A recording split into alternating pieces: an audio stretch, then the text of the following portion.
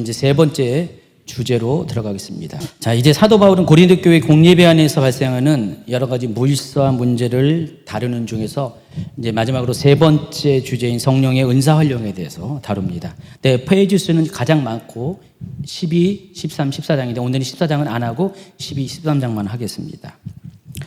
자, 그런데 12장 1절에 이렇게 시작합니다. 성도 여러분, 나는 여러분이 성령께서 주시는 선물들에 대해 모르기를 원치 않습니다. 사도 바울은 항상 이렇게 말을 꼬아서 완곡어법을 사용하잖아요. 우회하듯이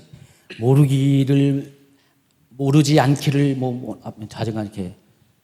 사도 바울, 저는 그렇게까지 사도 바울처럼까지는 못하는데 어떻게 말을 꼬여가지고 막 하잖아요. 근데 그렇게 말을 한 이유가 뭡니까? 완곡어법이면서도 결국 할 말을 다 하는 거예요. 결국 뭐예요? 반드시 알라, 그 얘기 하는 거예요, 지금. 이런 표현들이 로마서도 그렇고 많이 있잖아요. 사도 바울의 특유의 그런 표현입니다. 그래서 사도 바울은 결국 하고자 하는 말은 고린도 교회 성도들이 성령의 은사들에 대해서 다 알아야 된다. 근데 그렇게 알아야 될 이유가 2절과 3절에는 쉽게 얘기하면은 전에는 고린도 교회 성도들이 하나님을 모를 때는 우상에게 끌려다니는 우상 숭배자의 삶을 살았다는 것입니다. 그런데 그런 그들을 지금의 교회의 위치까지 끌어들게 하신 역할을 하는 분이 성령이라는 거예요.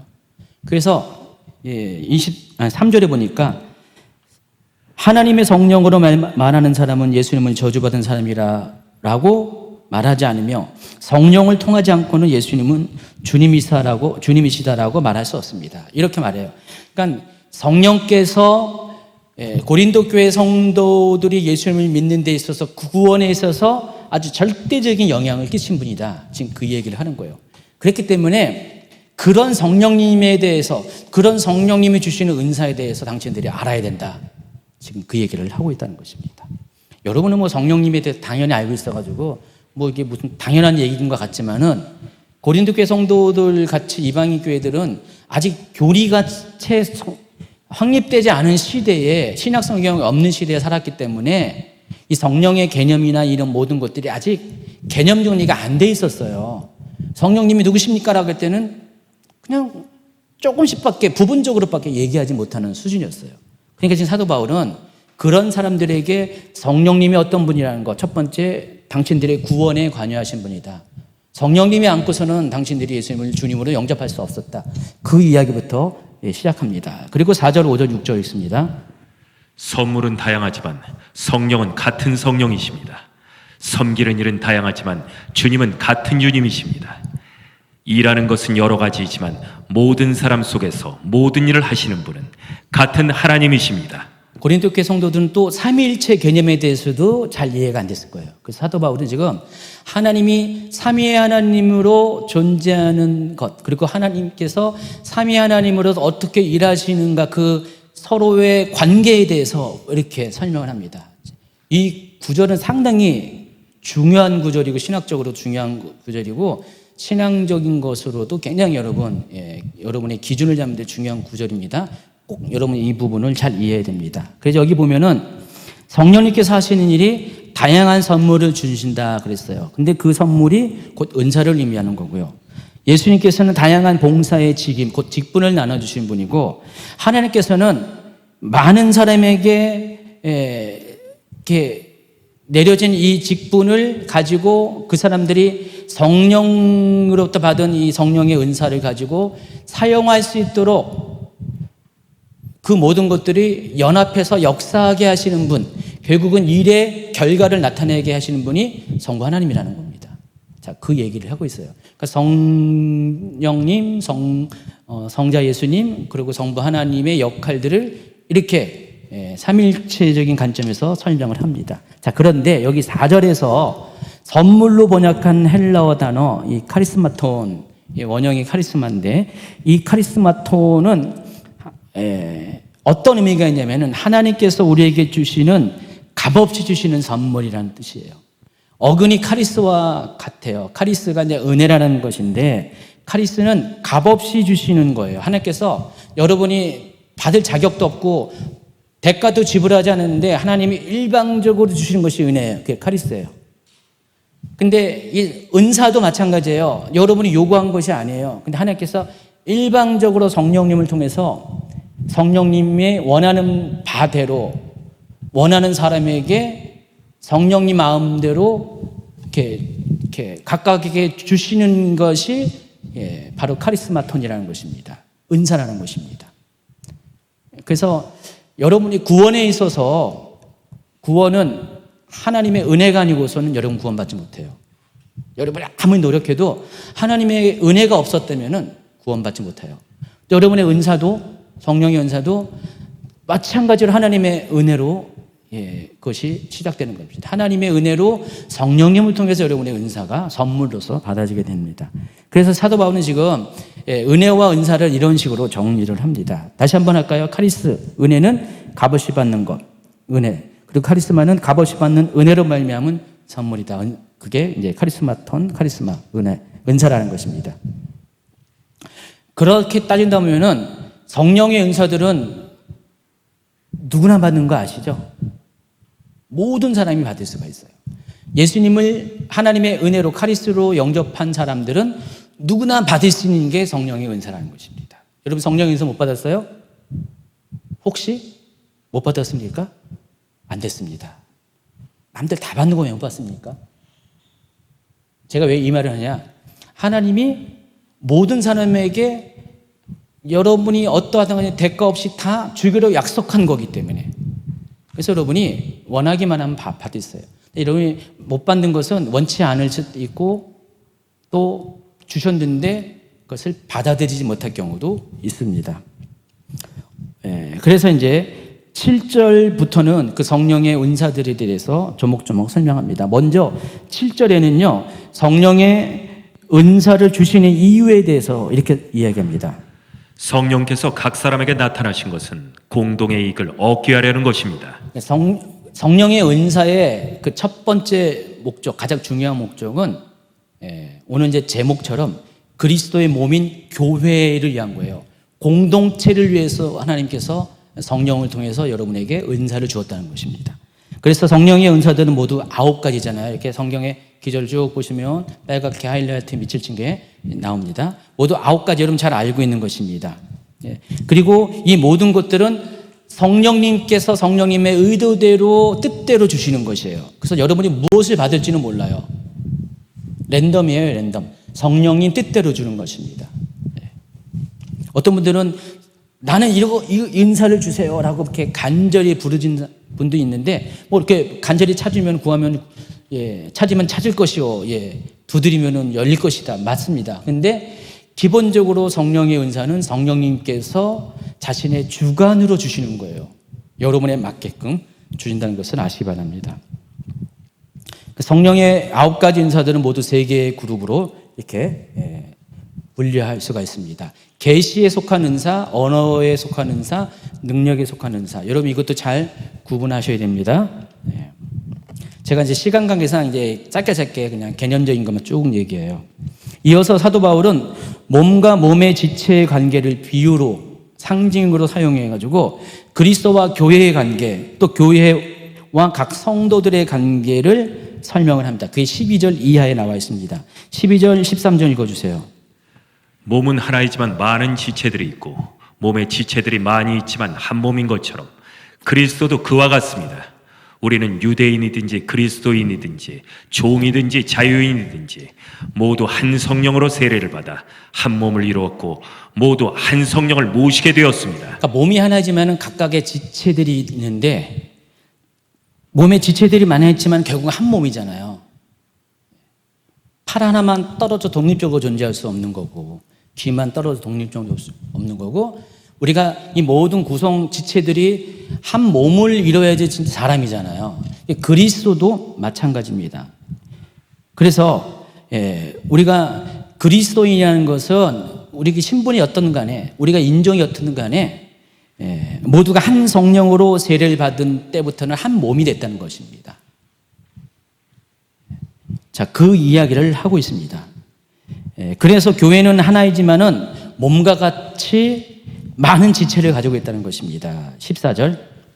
몸은 하나의 지체가 아니라 많은 지체들로 이루어져 있습니다. 그림을 보시면 이렇게 그리스도의 몸으로서 여러분 중에 어떤 분은 발가락 부분에 있는 분 계실 거고, 어떤 분은 손 부분에 있는, 어떤 부분은 가슴 부분에 있는 분이 있고요. 근데 머리는 예수 그리스도입니다. 그래서 이게 교회라는 것입니다. 그리스도의 몸을 이루는 한 지체. 따라서 어느 지체도 공동체와 분리된 자기의 독립성을 주장해서는 안 된다는 것입니다. 그 이야기가 15, 16절. 발이 나는 손이 아니므로 몸의 일부가 아니다 라고 말한다고 해서 발이 몸의 일부분이 아니라고 하겠습니까? 귀가 나는 눈이 아니므로 몸의 일부가 아니다 라고 말한다고 해서 몸의 일부분이 아니라고 하겠습니까? 코도 마찬가지고, 눈도 마찬가지고, 모든 지체가 나는 나 혼자 살 거야 라고 한다 할지라도 그 몸에서 떨어나갈 수 없다는 것입니다. 그래서 우리가 지체가 많아도 하나의 몸이라는 사실을 굉장히 중요하게 여기라는 겁니다. 교회가 그렇다는 것입니다. 또 교회는 분명히 한 몸이지만은 각 지체의 다양성도 중요하다는 것입니다. 그 이야기가 17절부터 20절까지. 온몸이 눈이라면 어떻게 되겠습니까? 온몸이 귀라면 어떻게 냄새를 맡겠습니까? 그러나 사실 하나님께서는 그분이 원하시는 대로 몸 안에 각각 다른 기능을 하는 여러 지체를 두셨습니다.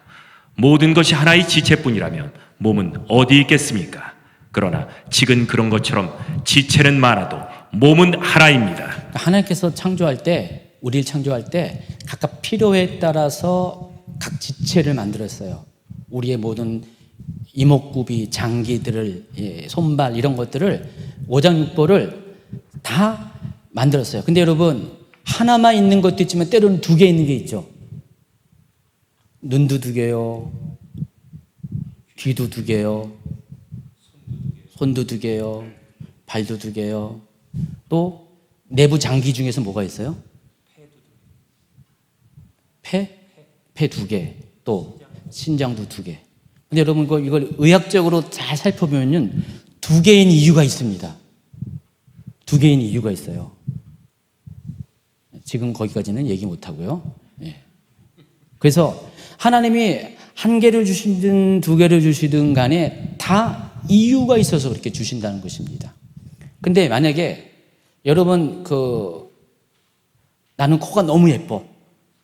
코 예쁜 분, 사람들이 너무 내 코가 예쁘대 해가지고 하나님 이왕이면은 코가 예쁘다는데 이 예쁜 코 두 개, 세 개를 주시면 안 돼요? 라고 한다면 어떻게 됩니까? 얼굴에 다 코로만 이렇게 코. 그럼 이상한 사람이죠? 다 각각의 지체별로 하나님이 필요한 목적에 따라 주셨고 각각의 역할이 있다는 것입니다.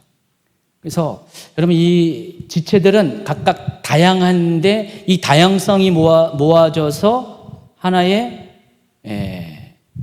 한 몸으로서, 여러분 영어로 표현 그걸 모를까봐 디바이티라고 부르나요? 나눠진, 그게 모아져서 하나의 유니티가 된다, 그런 개념. 그런 식으로 각각은 독립적으로 존재하지만, 다양하게 존재하지만, 역할은 존재하지만은 그것이 하나가 될 때 유기적인 통합이 이루어져야지 진짜로 건강한 한 개체가 되는 것처럼, 몸이 그런 것처럼 교회도 마찬가지라는 것입니다. 여러분, 이렇게 평소에 우리 신체 중에서 쓸모없는 게 있잖아요. 뭐가 필요 없죠? 안 쓰는 게 뭐 있죠? 맹장, 충수돌기. 이 맹장은 평소에는 사용 안 합니다. 근데 이 맹장이 없는 분들은 앞으로 미래에 누릴 거 못 누려요. 우주여행을 못 한대잖아요. 이 맹장이 우주여행에 있어서 굉장히 중요한 역할. 맹장 없는 사람은 우주여행 못 간대요. 여러분, 발가락이 5개가 있는데, 손가락인데 발가락 생각하세요. 다 중요하잖아요? 근데 새끼 발가락이 어떻게 보면 가장 작고 기능이 없는 것 같은데, 여러분 새끼 발가락 없으면 어떻게 되는지 아세요? 뒤우뚱거려요. 몸의 균형을 못 잡습니다. 가장 약해 보이는데. 신체가 그러한 것처럼 교회에서의 각 지체를 이루는 성도들 중에서 어떤 사람은 되게 약해 보이고 필요 없는 것처럼 있으나 마나인 것처럼 보이지만은 그런데 때가 되면은 어떤 상황 가운데 그 사람은 중요한 역할을 한다는 것입니다. 하나님이 신체를 그렇게 만든 것처럼 교회의 한 공동체를 이렇게 각 지체로 불러 모을 때는 하나님이 그런 원리로 다 불러 모았다는 것입니다. 여러분 중에서 아무도 소중하지 않은 분이 없다는 것입니다. 근데 제가 보면은 적지 않은 분들이 나는 교회에서 아무런 일도 못해요. 어떤 분은 목사님 저는 헌금도 못하고 또 몸도 그냥 약해가지고 봉사도 못하고 저는 그냥 교회에서 충만 내는 사람이에요. 그런 분도 있더라고요. 절대 그러지 않습니다. 그렇기 때문에 어떻게 돼요? 더 하나님께 기도하잖아요. 더 전심으로 기도하잖아요. 여러분 약한 사람은요 약한 것 때문에 더 기도해요. 여러분 하나님 마음은 부모 마음은 똑같아가지고요. 여러분 자식이 6이 있습니다. 예, 6 필요 없고 5. 다섯 손가락. 여러분 찔러서 안 아픈 손가락 있습니까? 없잖아요. 예, 많이 사용하는 게 엄지, 검지, 중지 이렇게 많이 사용합니다. 약지는 반지 낄 때만 사용하고, 이 애지는 약속할 때만 사용하고, 대부분 이렇게 3개가 많이 사용하지만은, 여러분 이 약지가 없으면 이렇게 결혼 반지 못 쓰잖아요. 이거 애지 없으면은 약속 못 하잖아요. 예, 다 용도가 필요가 있는 거잖아요. 근데 교회도 마찬가지로 교회의 모든 구성원들이 그렇다는 것입니다. 그래서 연약한 지체를 더욱 고귀하게 여길 때 그런 공동체일수록 건강한 공동체가 된다는 것입니다. 23, 24절. 몸에서 고귀하지 못하다고 생각하는 지체를 우리는 더욱 고귀하게 대하고 볼품없는 부분들을 더 품위 있게 꾸밉니다. 반면에 우리 몸 중에서 아름다워 보이는 부분들은 특별히 그럴 필요가 없습니다. 하나님께서는 몸의 지체들을 함께 모아 부족한 지체들에게 더 큰 영광을 주셨습니다. 예, 더 설명이 필요한데 그냥 넘어가겠습니다. 시간 관계상. 어쨌든 하나님께서 몸의 지체가 동질감을 느끼도록 살도록 처음부터 만드셨고 또 교회 또한 서로 돌보며 살도록 교회를 그렇게 만드셨다는 것입니다. 그래서 교회의 한 지체가 고통을 당하면 모든 지체가 고통을 당하고 한 지체가 영광을 입어든 모든 지체가 함께 기뻐하는 것, 그게 바로 한 몸으로서의 교회라는 것입니다. 그 이야기가 25, 26절에 있습니다. 자, 이와 같은 논증을 하면서 27절에서 사도 바울은 뭐라고 선언합니까? 27절 시작. 여러분들은 그리스도의 몸이며 한 사람 한 사람은 그 몸의 지체입니다. 자, 이 이야기를 끝난 다음에 교회의 여러 가지 직임들을 언급합니다. 사도 바울 28절에. 그래서 하나님께서 교회 안에 일할 사람을 세우셨습니다 해놓고 첫째는 사도들, 둘째는 예언자들, 셋째는 교사들, 다음에는 기적을 행하는 자, 병 고치는 자, 다른 사람을 도와주는 자, 지도력이 있는 사람, 방언을 말하는 사람 등등 앞서 12장 4절과 5절에서 언급했던 성령의 은사와 관련된 또 예수님이 주시는 직임과 관련된 이런 그런 포지션들을 이렇게 소개를 합니다. 그런데 이 모든 직임들은 각각의 위치에서 각 자기의 역할을 감당할 때 비로소 의미가 있다는 것입니다. 저도 교회를 목회하면서 다 소중해요. 정말 다 소중한데 어떤 분은 자기가 소중하지 않다고 해서 막 저한테 개인적으로 저나 최원 목사님한테 목사님 이거 내려놔야겠어요. 나는 능력이 안 돼요. 하면서 내가 없어야지 잘 될 것 같아요. 그런 분들이 가끔 받아 있어요. 근데 저희는 절대로 그런 분의 요구를 100% 안 따라줍니다. 왜냐면은 일단은 왜 그런지, 왜 힘든지 이런 것들을 잘 이렇게 헤아려 본 다음에 도와줄 것을 도와주고 정말로 어쩔 수 없는 경우는 그렇게 잠시 내려놓지만은 그렇게 힘을 붙어서 하게 합니다. 그러면 얼마 정도 시간이 지나잖아요. 그럼 역할을 제대로 찾아서 잘하고 이전보다 훨씬 더 빛나는 역할을 하게 됩니다. 다 처음에는 약해 보이고 못할 것 같지만은 하나님이 우리를 다 어떤 역할을 주셨기 때문에 그 역할을 포기하지 않으면 다 역할을 감당해요. 그래서 그렇게 하나하나가 제대로 이렇게 만들어 가면은 셀 하나가 건강하면은 교회 몸 전체가 다 건강해지듯이 교회도 마찬가지라는 것입니다. 그러니까 결론적으로 성령님의 인도를 받는 교회는 유기적인 통일성을 이루어야 합니다. 그리고 그리스도의 몸인 교회의 각 지체를 이루는 성도들이 교회의 덕을 세우기 위해서, 여러분 덕을 세우다라는 이 단어가 무슨 뜻이라고 했죠? 건축하다는 뜻이잖아요. 그리스도의 몸인 교회가 잘 세워지기 위해서는 어떻게 돼요? 각각의 이것들을 위해서 더 좋은 은사를 사모해야 된다는 것입니다. 31절. 하지만 여러분들은 더 큰 선물을 받도록 간절히 구하십시오. 이제 나는 여러분에게 가장 좋은 길을 보여드리겠습니다. 그러니까 여러분이 정말 내가 연약하고 자신이 없다 그러면은 이것은 해야 돼요. 하나님 나에게 나한테 허락하신, 지체로서 허락하신 이 직분을 감당하기 위해서 하나님 나에게 은사를 주세요. 선물 주세요. 저기 이상희 전사님 찬양팀 할 때 하나님 이왕이면은 제 목소리가 더 아주 예쁘고 아름답고 또 크게 나오게 지치지 않도록 해주세요. 가끔 가다가 그럴 때가 있잖아요. 하다 보면 막 목이 쉴 때가 있고, 우리 이상희 전사님이 일주일에 수요일, 금요일, 주일 2번, 4번을 이렇게 찬양, 이게 쉬운 게 아니에요. 그 목소리에 기름 부음이 있어야 돼요. 하나님 그거 주세요 하면 하나님이 지금 잘하려고 하니까 주셔야 되잖아요. 반주할 때 하나님, 셀 리더는 셀 인도할 때, 교회에서 밥할 때는 하나님 양이면 내가 하는 밥이 정말 맛있게 해 주세요. 각각의 은사들을 구하라는 것입니다. 그럼 하나님이 기특해셔가지고 주신다는 것입니다.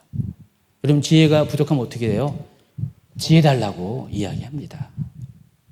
은혜가 부족하면은 은혜. 그래서 우리 교회는 지혜하고 은혜가 많은 것 같아요. 김지혜가 3명이고 조길이 김지혜가 있어요. 옛날에는 은혜가 많았는데 요즘 은혜가 많이 없어요. 옛날에는 은혜가 진짜 대여섯 명 있었는데 몇 명 없어요 지금.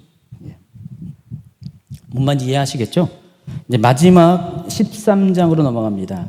여러분 그 유명한 사랑의 찬가가 등장하는데, 근데 여러분 오해하는 게 이거는 아주 서정적이고 정말 감성적인 그런 사랑에 대한 예찬이다라고 생각하는 분들이 많이 있는데, 제가 지금 여기까지 쭉 설명한 것처럼 이걸 스토리로 단락으로 이해됩니다. 12장부터 14장까지는 성령의 은사에 관한 이야기를 하고 있기 때문에 거기에 스토리 안에서 이 13장을 이해해야 된다는 것입니다. 그래서 13장은 단순히 사랑에 대한 예찬을 목적으로 기록된 것이 아니라 바로 오늘 강의의 주제인 성령의 은사를 설명하기 위해서 기록된 것이라는 것을 아시기 바랍니다. 그래서 이 전체적인 눈으로 볼 때 고린도전서 13장은 12장과 14장 사이에 포함된 일부예요. 그리고 문학적으로 좀 이렇게 어렵게 설명하면 여러분은 어렵지 않겠지만은 샌드위치 기법에 의해서 삽입장으로 들어간 겁니다. 그러니까 12장과 14장 사이에 샌드위치처럼 삽입된 거예요. 여러분 샌드위치 중에서 가장 중요한 게 뭐였죠? 껍데기가 아니라 알맹이가 중요합니다. 그래서 여러분 여기에 무슨 계란이 들어가면 에그 샌드위치가 되고요, 치즈가 들어가면 치즈 샌드위치가 되고, 햄 샌드위치. 이 삽입된 이 중간에 있는 것이 샌드위치의 이름을 결정하는 것처럼 12, 13, 14장에서 가장 중요한 건 13장이라는 것을 아시기 바랍니다. 자, 그래서 그 구조를 이렇게 설명을 했고요. 자, 그래서 여러분 이제 얼마 안 남았습니다. 진짜 얼마 안 남았는데, 오늘은 어차피 여러분 갈 데 없는 분들 여기 오셨기 때문에 제가 넉넉하게 그래봤자 10분 안쪽에 끝날 겁니다. 이 사랑이 어떤 의미인가를 설명했어요. 헬라어에서 사랑을 의미하는 단어가 몇 가지가 있어요. 여러분 3가지 정도 알고 있잖아요. 맨 처음에 에로스, 남녀 간의 육체적인 사랑, 또 필로스, 친구 간의 그런 우정 같은 거, 그리고 아가페, 자기 희생적인 사랑, 하나님 우리를 사랑하는 그 절대적인 사랑인데, 또 한 가지가 스토르게라고 해가지고 부모와 자식 간의 그 사랑도 있습니다. 부모 자식 간의 사랑, 혈연적인 사랑. 이거 말고도 여러 개가 또 있더라고요. 헬라어 안에서 사랑을 의미하는 단어가 많이 있습니다. 그렇다면은 고린도 13장에서 말하는 이 사랑은 무슨 사랑일까요? 아가페 사랑을 가리킵니다. 지금 사도 바울은 13장에서 13장도 그렇고 14장 1절도 그렇고 14장 1절을 보면 그러므로 여러분은 아가페를 추구하십시오 라고 하는 겁니다. 그래서 사랑은 언제나 이렇게 쭉 나오잖아요. 그게 아가페는 언제나 이런 식으로 이렇게 여러분이 해석해야 된다는 것입니다. 그래서 여러분 성령의 은사들을 사용할 때는 반드시 하나님의 그 절대적인 사랑, 아가페 사랑을 기초로 행할 것을 당부하고자 이 13장을 끼워놓은 거예요, 지금. 그래서 여러분 성령의 은사는 곧 사랑의 은사예요. 성령의 은사를 행하기 위해서는 반드시 전제가 되는 것이 사랑이라는 것을 아시기 바랍니다. 그러니까 사랑을 가지고 여러분이 성령의 은사들을 해결하는 것입니다. 사도 바울이 왜 굳이 이 사랑을 이야기를 했을까요? 지금 이 고린도 교회의 문제가 뭐예요? 서로 분쟁하는 것, 파벌이 생기는 것입니다. 특별히 은사와 관련돼서도 똑같은 문제가 생긴 거예요. 원래 하나님 은사를 주신 이유가 선물로 주신 거잖아요. 서로 교회마다 한 지체로서 그리스도의 몸인 교회를 건강하게 세우기 위해서, 덕을 세우기 위해서 그렇게 주신 거잖아요. 그거 잘하려고 먼저 직임을 주셨고 그 직임을 잘할 수 있도록 은사를 주신 거잖아요. 그러니까 사도에게는 어떤 은사를 주셨어요? 사도라는 직임을 가지려면 어떻게 해요? 능력이 있어야 되잖아요. 권세가 있어야 되잖아요. 막 귀신을 쫓아내고 기적을 행하는 막 그런 은사. 선지자에게 뭐가 필요해요? 지식의 말씀, 지혜의 말씀의 은사, 또 예언의 은사가 필요하잖아요. 다 그 직임에 맞게끔 그 역할 잘하라고 하나님의 성령의 은사를 주셨거든요. 근데 그 은사를 가지고 교회를 세우는 게 아니라 자기를 세워. 교회를 하나 된 게 아니라 교회를 분열시켜. 자, 이 모습이 어디서 나타났다고요? 고린도 교회에서 나타났어요. 그래서 사도 바울은 지금 그 알맹이인 사랑에 대해서 지금 강조를 하는 것입니다. 근데 그 사랑이 어떤 사랑이냐? 하나님이 우리를 사랑한 그 십자가 사랑, 곧 아가페 사랑을 가지고 은사를 사용해라. 지금 그 얘기를 하고자 이 말을 하는 것입니다. 그래서 본격적으로 뒤에 이제 14장에 보면은 그 은사에 대해서 쭉 이야기하면서 방언과 방언 통역과 예언을 얘기하거든요. 근데 거기 다 뭐라 하면 덕을 세워라, 덕을 세워라, 덕을 세워라. 그 얘기를 한다는 것을 아시기 바랍니다. 그래서 아무리 사람의 방언이나 천사의 말을 한다 할지라도 사랑의 기초 위에 세워지지 않으면은 울리는 종각 시끄러운 꽹과리 소리에 불과하다. 13장 1절 읽어주세요.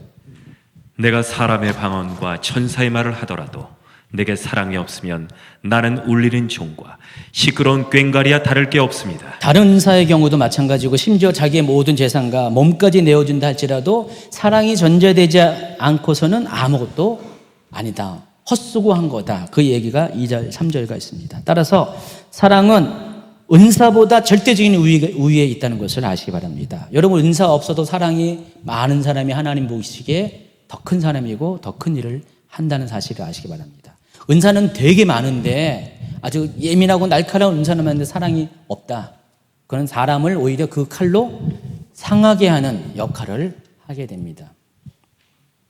자, 이어서 사도 바울은 시적 묘사를 통해서 사랑의 중요한 특징을 15가지로 묘사하는데 그 유명한 사랑은 오래 참습니다. 사랑은 친절합니다. 그 이야기. 쉬운 성경으로 하니까 여러분이 알고 있는 이렇게 어감하고 약간 다를 수가 있습니다.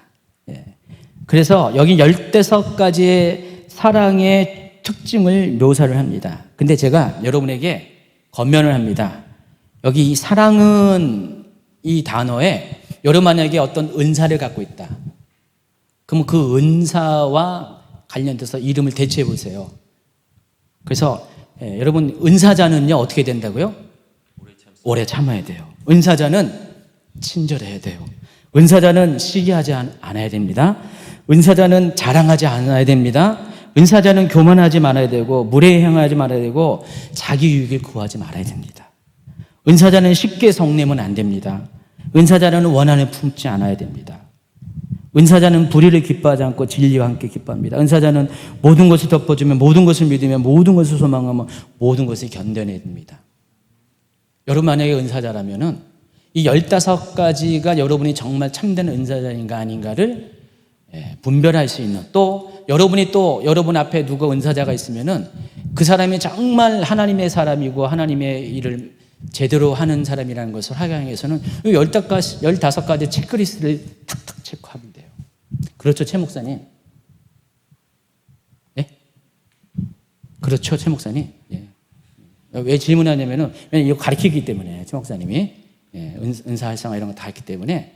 그래서 여러분 안에 여기에 결격 사유가 있다, 걸리는 게 있다, 그러면 은사를 사용하면 안 됩니다. 꼭 은사만 그럴까요? 여러분의 모든 직임도 마찬가지라는 것을 꼭 유념하시기 바랍니다. 여러분이 만약에 이것을 가지고 이대로 사용하면 교회에 덕을 세워요. 근데 만약에 여기에 걸리는 것을 있음에도 불구하고 그대로 은사만을 사용하면, 직임만 사용한다면 교회를 무너뜨리고 흩어뜨리는 덕스럽지 못한 행동을 하게 된다는 것입니다.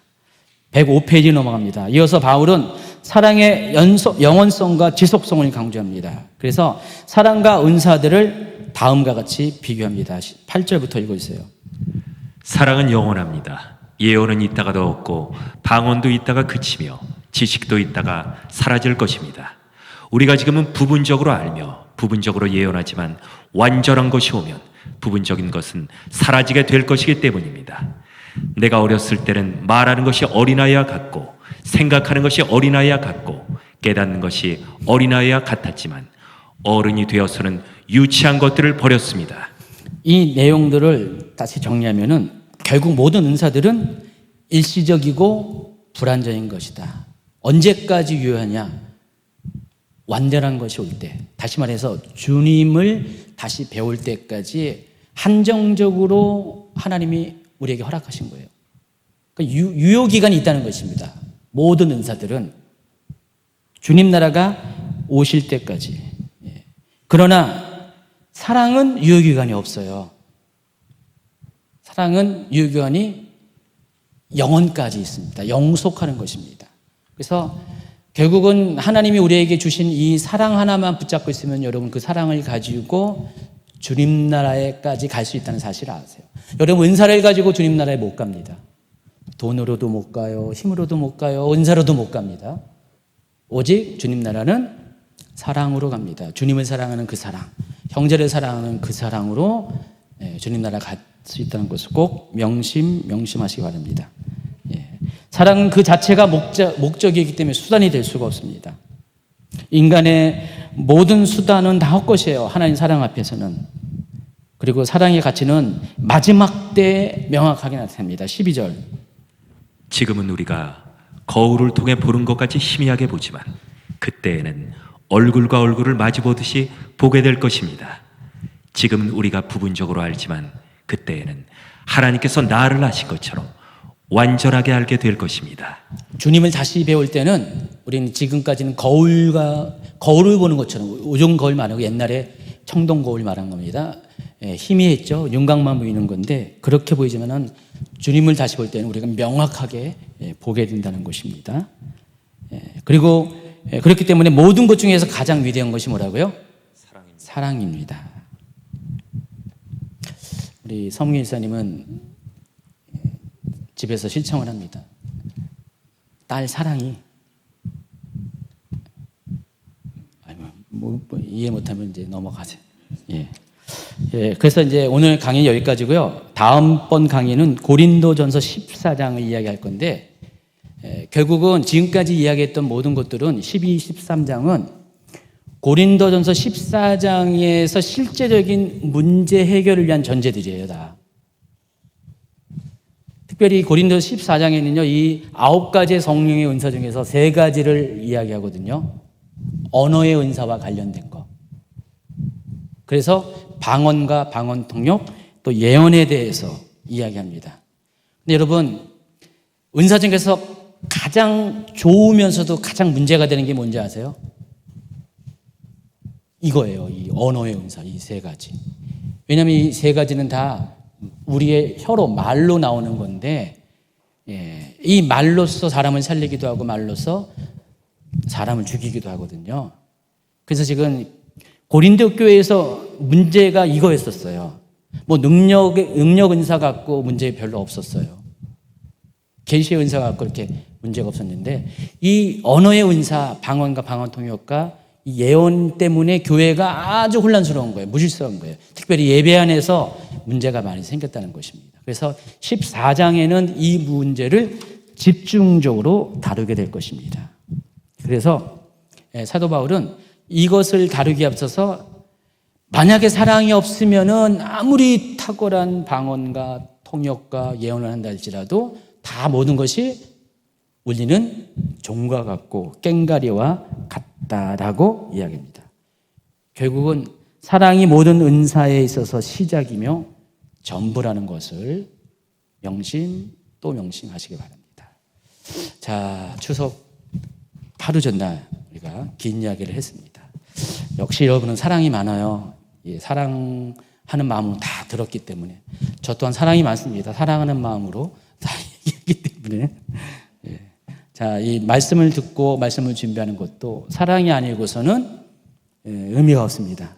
사랑하는 마음으로 들으시고 사랑하는 마음으로 또 말씀을 전할 때 아마 이 말씀을 먹고 자라는 데 있어서 여러분이 놀랍게 성장할 수 있는 여러분 되기를 다시 한번 축원드립니다.